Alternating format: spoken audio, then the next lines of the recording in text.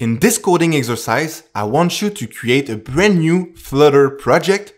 And inside this one, I want you to create an application like this, with an application bar on the top and text inside, and a bottom navigation bar on the bottom with an icon button inside.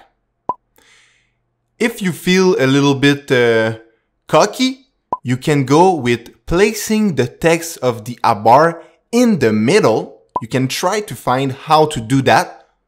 And then you can change the color of your icon button. So in the next video, I will show you all the steps to build this app from scratch. See you on the next video.